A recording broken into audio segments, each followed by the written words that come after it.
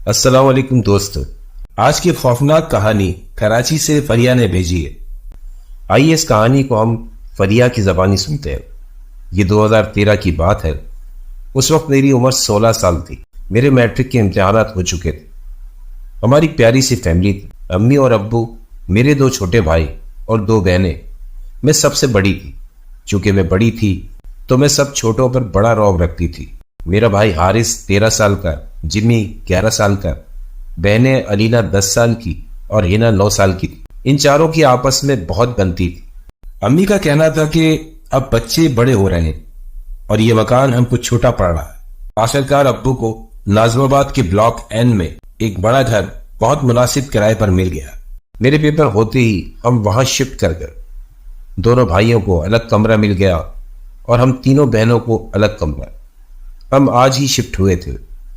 امی کا پورا ارادہ کل قرآن خوانی کرانے کا تھا، لیکن اس گھر میں آنے کے 2 گھنٹے بعد ہی ہمیں نانی کے انتقال کی خبر ملی۔ سب کچھ ایسے ہی چھوڑ چھاڑ کر ہم نانی کے گھر چلے گئے۔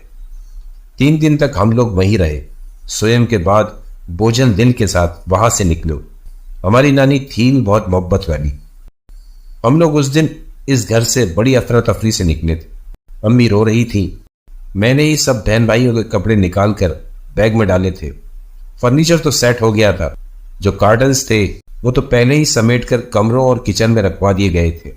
مجھے اچھی طرح یاد تھا، میں نے بس کپڑوں کا بیگ کھولا تھا، باقی کسی چیز کو کھولا نہیں گیا تھا۔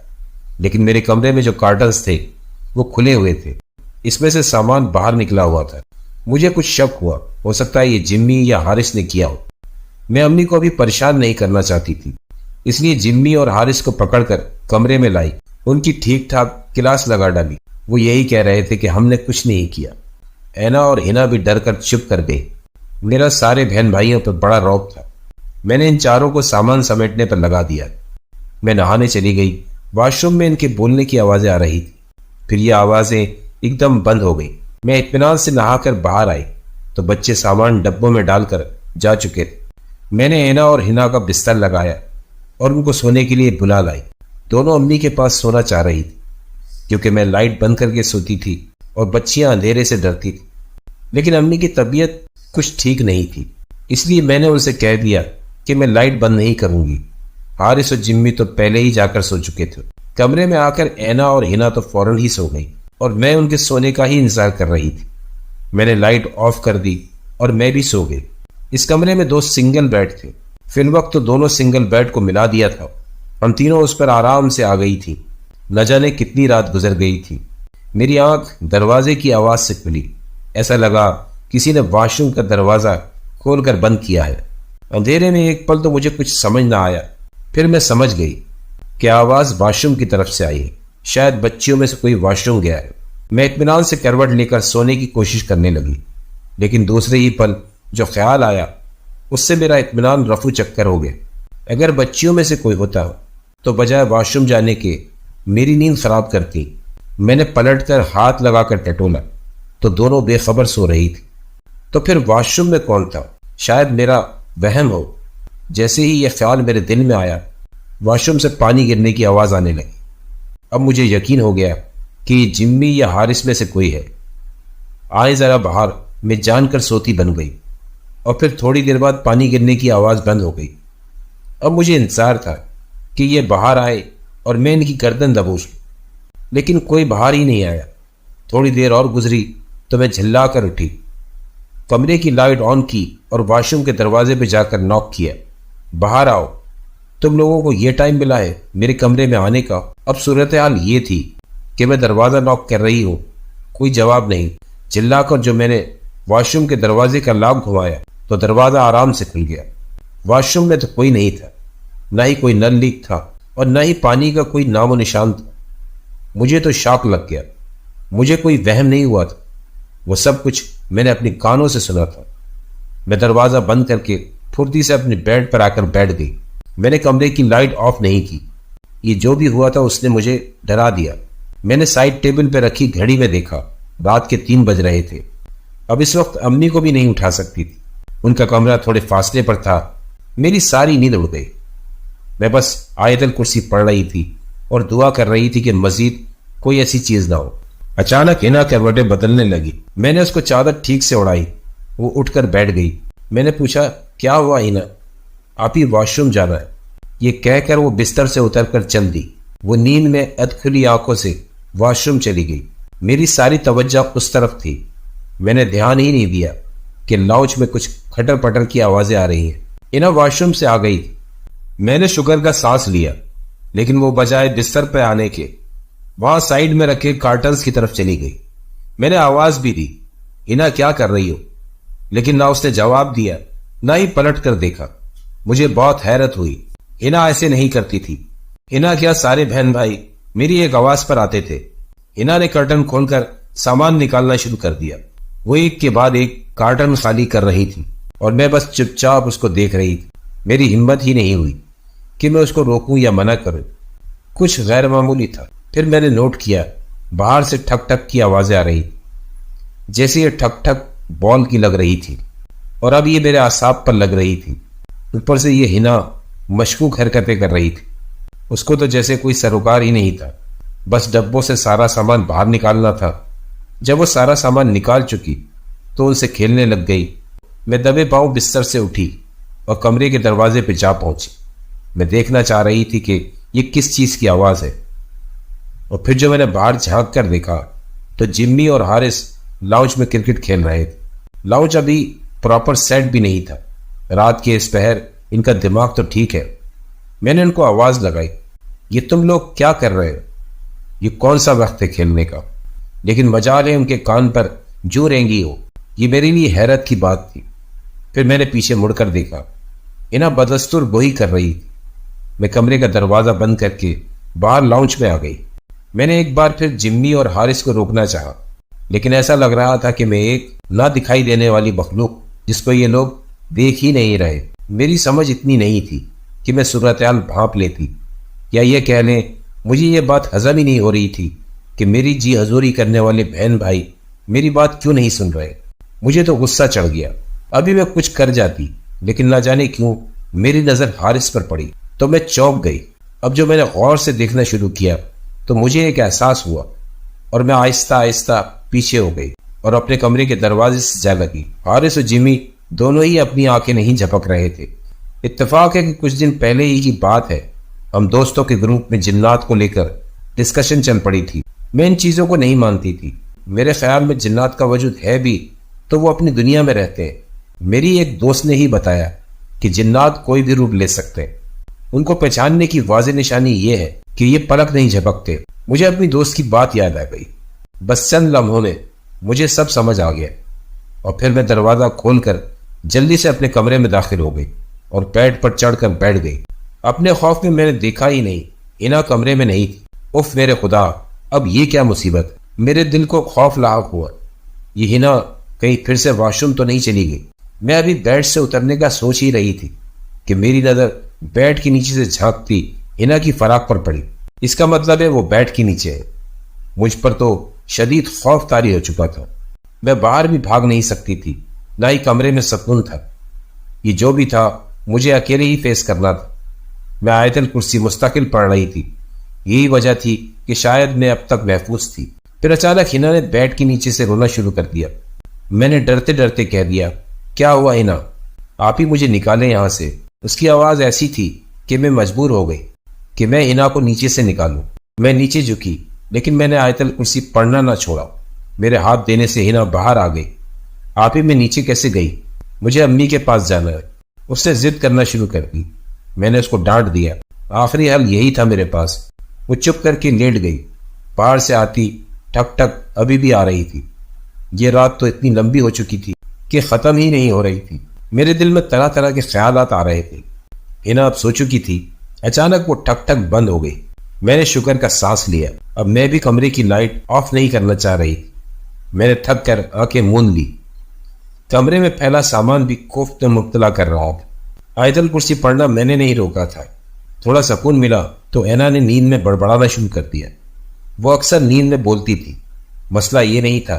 مسئلہ یہ تھا وہ جو بول رہی تھی وہ بہت عجیب تھا. وہ کہہ رہی تھی، جمی بھائی مجھے بھی آپ لوگوں کے ساتھ کرکٹ کھیلنی ہے. حارث بھائی مجھے کھلائیں. اور پھر اس نے ان جملوں کی تکرار شروع کر دی. مجھے اس کی جملوں پہ حیرانی ہو رہی تھی کہ ٹھک ٹھک کی آواز پھر سے آنی شروع ہو گئی۔ میری تو خود نیند سے حالت غیر تھی۔ آج تو میرے بہن بھائیوں نے میرا صحیح کا جینا عذاب کیا ہوا۔ میں نے سائڈ ٹیبل پہ رکھی گھڑی کو دیکھا کہ دیکھوں کیا ٹائم ہوا ہے اور اس مصیبت والی رات کو ختم ہونے میں کتنا وقت باقی ہے، لیکن میرا دل دھک سے رہ گیا۔ گھڑی میں ابھی بھی 3 ہی بج رہے تھے۔ غور کیا تو پتہ چلا گھڑی تو بند ہو گئی تھی۔ اس کے سیل ختم ہونے کا سوال ہی پیدا نہیں ہوتا۔ بابا ابھی تو ڈلوا کر لائے تھے۔ اینا کا بولنا اور باہر سے آتی ٹھک ٹھک، میرا دل چاہا میں زور کی چیخ مار دوں۔ میں آیت الکرسی پڑھتی منہ پر تکیہ رکھ کر لیٹ گئی۔ صبح ہوتے ہی بابا کو سب بتاؤں گی اور وہ آوازیں ہلکی ہو گئی، اور پھر کب ختم ہوئی پتہ نہیں۔ پھر میں نہ جانے کب سو گئی۔ صبح بابا کے اٹھانے پہ میری آنکھ کھلی۔ ان کو دیکھا تو مجھے رات والا سارا قصہ یاد آ گیا۔ بابا مجھے آپ کو کچھ بتانا ہے۔ فریہ جلدی سے اٹھو، سامان سے میری چیک بک نکال کر دو۔ بابا بہت پریشان لگ رہے تھے۔ کیا ہوا بابا؟ میں اپنی بات ہی بھول گئی۔ بیٹا تمہاری امی کی طبیعت ٹھیک نہیں ہے، میں اسپتال لے کر جا رہا ہوں۔ رات سے ان کے پیٹ میں بہت درد ہے۔ یہ سنتے ہی میں بستر سے تیزی سے اتری، امی کے پاس پہنچی۔ دیکھا تو امی کا چہرہ درد سے پیلا پڑا تھا۔ میں نے جلدی سے بابا کو چیک بک نکال کر دی۔ اس ساری بھاگ دوڑ میں بابا کو پانی کی بوتل، ان کا چشمہ اور تمام ضروری چیزیں میں بھاگ بھاگ کر ان کو دے رہی تھی۔ امی کی تکلیف دیکھی نہیں جا رہی تھی۔ بچے تو سب سو رہے تھے۔ بابا امی کو لے کر اسپتال چلے گئے اور مجھے ہدایت کر گئے کہ بچوں کا خیال رکھو۔ امی سے بولا نہیں جا رہا تھا، پھر بھی مجھے ہدایت دینا نہیں بھولی۔ فریہ بچوں کو ڈانٹنا نہیں۔ میرا منہ بن گیا۔ بابا نے محسوس کر لیا، فوراً میرے سر پر ہاتھ رکھا۔ ارے ہماری بیٹی بہت سمجھدار ہے، تم فکر نہ کرو۔ بابا امی کو لے گئے۔ میں گیٹ بند کر اداسی سے اندر آئی۔ اندر آ کر مجھے رات والی ساری باتیں یاد آ گئی۔ نہ وقت ملا امی بابا کو بتانے کا، نہ موقع تھا۔ اب جو بھی تھا مجھے ہی اس سارے معاملے کو دیکھنا تھا۔ مجھے امی کی فکر تھی۔ کچن میں کھانے پینے کا سامان رکھا تھا۔ بابا رات ہی بریڈ، جیم، انڈے سب لے آئے تھے۔ میں نے ان سب کو جا کر اٹھایا۔ گھر کا سناٹا چبھ رہا تھا۔ اگر میں نہیں سو پا رہی ان سب کو بھی اٹھا دیتی ہو۔ سب اٹھ ہی گئے۔ میں نے بتا دیا امی ڈاکٹر کے ہاں گئی ہیں، اٹھو اور گھر کے کام کراؤ۔ اینا اور ہینا تو کمرے میں پھیلا سامان دیکھ کر حیران رہ گئی۔ میں نے اب ان کو سامان ڈبے میں ڈالنے سے منع کر دیا۔ اس کو الماریوں میں جماتے ہیں۔ میں نے سب کو ناشتہ کرایا اور پھر ہم بہن بھائی لگ گئے سامان سمیٹنے میں۔ بابا کو فون آیا۔ انہوں نے بتایا امی کو اپینڈکس کا درد تھا، فوری آپریشن ہوگا۔ بس بابا اسی انتظامات میں لگے تھے۔ انہوں نے مجھ سے پوچھا، فریہ بیٹا کوئی پریشانی تو نہیں؟ میں ان کو پریشان نہیں کرنا چاہتی تھی۔ میں نے یہی کہا بابا آپ بے فکر ہو جائے، میں گھر کے معاملے دیکھ لوں گی۔ بابا مطمئن ہو گئے۔ بیٹا دن نکال لو، رات میں تم لوگوں کے پاس کسی نہ کسی کو بھیج دوں گا، یا یہاں کسی کو چھوڑ کر میں گھر آ جاؤں گا۔ ابھی میرا یہاں ہونا بہت ضروری ہے۔ ٹھیک ہے بابا، میں نے یہ کہہ کر فون رکھ دیا۔ پہاڑ جیسا دن، یہ میرے بہن بھائی اور اس گھر کی پیرانارمل ایکٹیویٹیز، اللہ مالک، یہ سوچ کر دل کو تسلی مل گئی۔ آج مجھے اپنے بہن بھائیوں کا وجود بھی غنیمت لگ رہا تھا۔ ان کی وجہ سے گھر میں رونق تو تھی۔ دوپہر کے لیے بابا نے ہمیں فوڈ ڈیلیوری سے کھانا بھجوا دیا۔ ہلکا پھلکا کھانا تو میں بنا ہی لیتی تھی، لیکن ابھی کچن بھی سیٹ نہیں تھا۔ حالانکہ چولہا سیٹ تھا، لیکن بابا نے منع کیا تھا کہ چولہے کا کام نہیں کرنا، وقت تو گزارنا تھا۔ میں نے سامان سیٹ کرنا شروع کر دیا اور بچوں کو بھی ساتھ لگا لیا۔ بچے میرے پیار سے بات کرنے سے ہی خوش ہو گئے تھے۔ میں جب تھک کر بیٹھی، آپ ہی میں پانی لاؤں کہہ کر اینا بھاگ کر میرے لیے ٹھنڈا پانی لائی۔ حارث نے جلدی سے میرے لیے پیڈسٹل لگا دیا۔ میرے پیارے بہن بھائی، ہم نے مل کر ظہر کی نماز پڑھی، امی کے لیے دعا بھی کی۔ مجھے اب امی کی فکر ہو رہی تھی، لیکن میں نے بچوں پہ ظاہر نہیں کیا۔ سب صبح سے اٹھے تھے اور کام میں لگے تھے۔ میں نے کافی حد تک سامان جما دیا تھا۔ میں سارے بچوں کو لے کر امی کے ہی کمرے میں آ گئی۔ ہم سب امی کے کمرے میں سو گئے، لیکن میری آنکھ تھوڑی دیر بعد ہی کھل گئی۔ شاید امی کا خیال تھا یا کسی چیز کی آواز تھی۔ میں نے دیکھا ہینا بستر سے غائب ہے۔ یہ کہاں چلی گئی؟ میں ایک دم پریشانی سے اٹھی اور تیزی سے کمرے سے باہر آئی۔ سب کمروں میں جھانکتے، جب میں اپنے کمرے کی طرف بڑھی تو مجھے ہینا کی باتیں کرنے کی آواز آئی۔ وہ کسی سے باتیں کر رہی تھی، لیکن کس سے؟ میں دروازے کی آڑ میں ہو گئی۔ ہینا بول رہی تھی یہ ریڈ ڈریس میرا ہے، یہ بہت پیارا ہے، تمہیں چاہیے تو تم لے لو۔ اب مجھ سے صبر نہ ہوا۔ ہنا کس سے باتیں کر رہی ہوں؟ میں تیز آواز میں بولتی اندر داخل ہوئی، لیکن اندر تو کوئی نہیں تھا۔ ہنا الماری کھولے کھڑی تھی، مجھے دیکھ کر ڈر گئی۔ کوئی نہیں آپی، میں تو کپڑے لینے آئی تھی۔ ہنا بات مجھ سے کر رہی تھی اور کبھی میری طرف دیکھتی اور کبھی آڑی نظر سے دوسری طرف، جیسے وہاں کوئی کھڑا ہو۔ میں اندر سے تو ڈر رہی تھی لیکن ظاہر نہیں کیا۔ ہنا چلو باہر چلتے ہیں۔ میں ہنا کا ہاتھ پکڑ کر باہر لے آئی۔ کمرے سے باہر نکلتے مجھے پیچھے سے کچھ گرنے کی آواز آئی، جس سے میں اچھل گئی۔ میں نے پلٹ کر دیکھا، میرے سائڈ ٹیبل پہ رکھی پانی کی بوتل نیچے گری تھی۔ کسی کے ہلائے بغیر کیسے گر سکتی ہے؟ میں اگنور کر کے ہنا کو لے کر کمرے میں آ گئی کہ میرا فون بجنے لگا۔ ابو کی کال تھی، امی کا آپریشن ہو گیا تھا اور الحمدللہ کامیاب رہا۔ میں تو خوش ہو گئی۔ ابو کا کہنا تھا کہ امی کو ہوش آ جائے تو خالہ کو امی کے پاس چھوڑ کر وہ گھر آ جائیں گے۔ میں نے ابو کو رات کے کھانے کا منع کر دیا۔ ان لوگوں نے کافی چیزیں بچا دی تھی، میں نے فریج میں رکھ دی تھی۔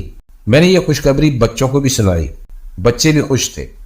میرا موڈ اچھا دیکھ کر حارث نے مجھ سے میرا لیپ ٹاپ کھیلنے کے لیے مانگ لیا، میں نے بھی دے دیا۔ اینا اور ہنا لیڈو کھیلنے بیٹھ گئی۔ ابھی ٹی وی تو لگا نہیں تھا، بچے بھی کیا کریں، بچے گیم کھیلنے لگے اور میں کچن میں آ گئی۔ میں نے بھی دوپہر میں زیادہ نہیں کھایا تھا، امی کی فکر تھی۔ بچوں کی آوازیں آ رہی تھی، میں کمرے کا دروازہ کھلا چھوڑ کر آئی تھی۔ سچ بات تو یہ ہے، مجھے اب گھر میں چلتے پھرتے ڈر محسوس ہو رہا تھا، لیکن میں ظاہر نہیں کر رہی تھی۔ میں نے کھانا نکالنے کے لیے جیسے ہی فریج کھولا، خالی ڈبے میرا منہ چڑھا رہے تھے۔ یہ کیسے ہو سکتا ہے؟ میں نے اور بچوں نے زیادہ کھانا کھایا ہی نہیں تھا اور بچے میرے ساتھ ہی تھے۔ بعد میں بھی کھانے کا سوال ہی پیدا نہیں ہوتا۔ میں نے سر پکڑ لیا، میں کمرے میں آ گئی اور بیڈ پر آ کر چپ چاپ بیٹھ گئی۔ میں خالی دماغ کے ساتھ بچوں کو کھیلتے دیکھ رہی تھی۔ فون کی گھنٹی نے مجھے چونکا دیا۔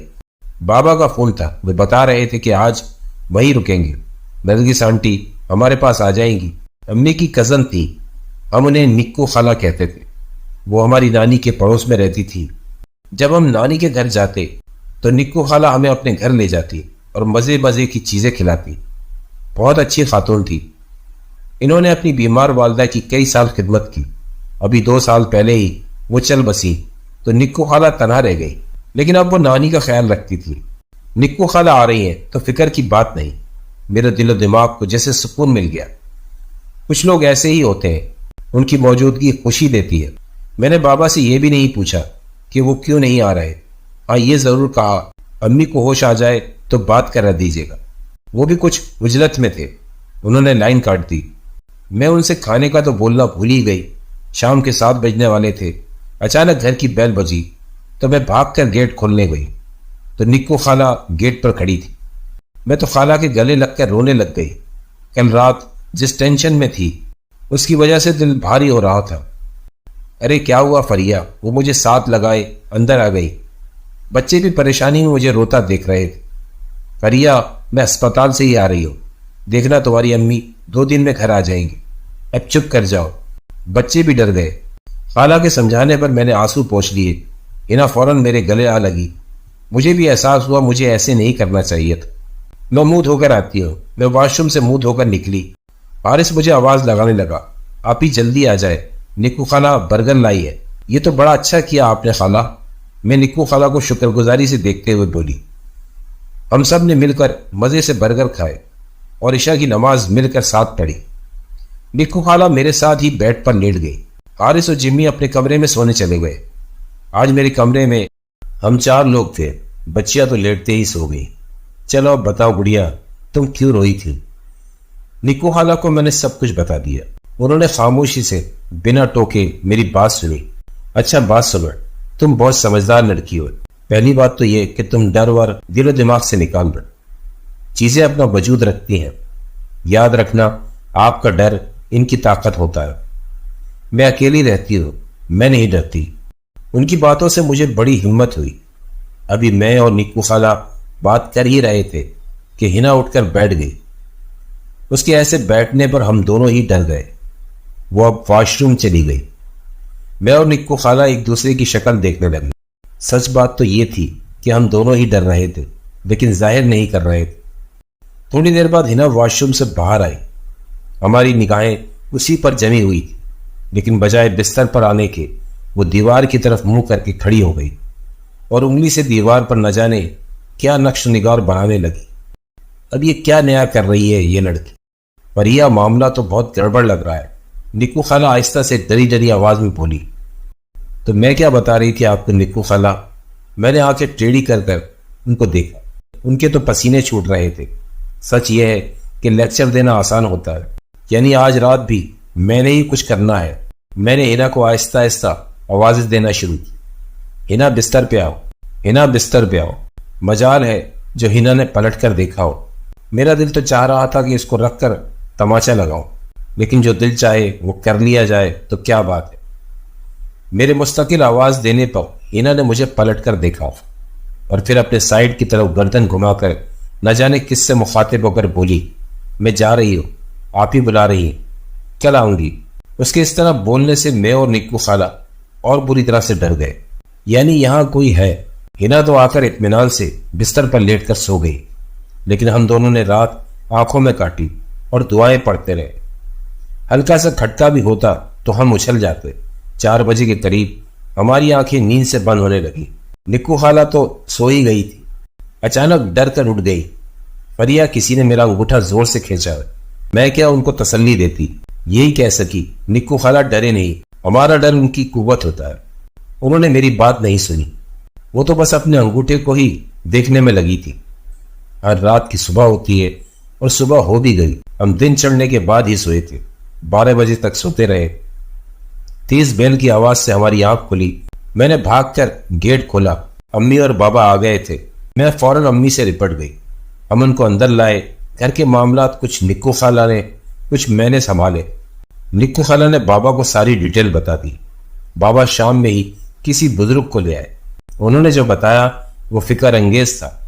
گھر کافی ٹائم سے بند تھا تو اس گھر میں جنات کے بچے آ کر کھیلتے تھے. پھر ہم لوگ آ گئے. وہ بچے یہ گھر نہیں چھوڑیں گے. ان کا اثر ہنا پر بھی بہت ہے. وہ اس کو ساتھ کھلانا چاہتے ہیں. ان بزرگ کا یہی کہنا تھا کہ وقت کے ساتھ ساتھ چیزیں بڑھیں گی، کم نہیں ہوگی.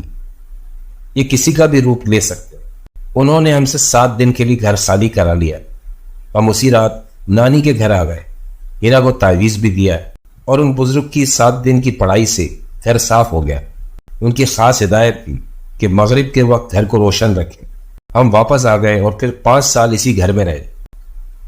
ہم نے ان کی ہدایت پر عمل بھی کیا اور پھر اس کے بعد کبھی بھی کوئی واقعہ پیش نہیں آیا.